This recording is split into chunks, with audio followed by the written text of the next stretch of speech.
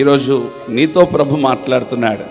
నీ బంధకముల నుండి ఆయన విడిపించి నీకు సంతోషాన్ని కలగచేసి నిన్ను గంతులు వేసేటట్లుగా నీ జీవితంలో ప్రభు గొప్ప కార్యములు చేయునుగాక.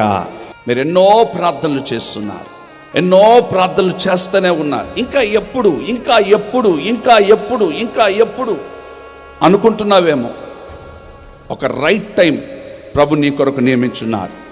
10 సంవత్సరాలుగా లేకపోతే 20 సంవత్సరాలుగా ఒకే విషయం గురించి నువ్వు ప్రార్థన చేస్తున్నావు, కార్యాలు జరుగుతలేవా? ప్రభు కార్యాలు జరిగించడానికి శక్తి కలిగిన దేవుడు. విశ్వసించువాడు కలవరపడడు. అది వ్యాధ, అది ఆర్థిక సమస్యనా, అనారోగ్యమా, అది ఏ బద్ధకమైనా సరే, దేశమా, మీరు భయపడవలసిన అవసరము.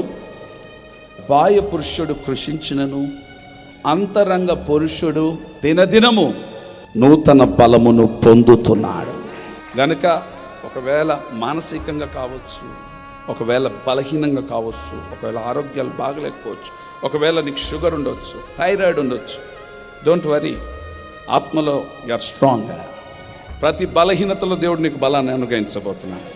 దేవుడు గొప్ప కార్యాలు చేస్తాడని ఎంతమంది నమ్ముతున్నారో, ఇది మొదలుకొని మీ జీవితంలో దేవుడు గొప్ప కార్యాలు చేయబోతున్నాడు.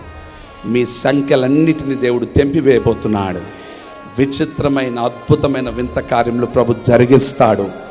నీవు నమ్మిన ఎడల గొప్ప కార్యములు కనులారా నువ్వు చూచుదువు కాక. చప్పట్లతో ప్రభుని గట్టిగా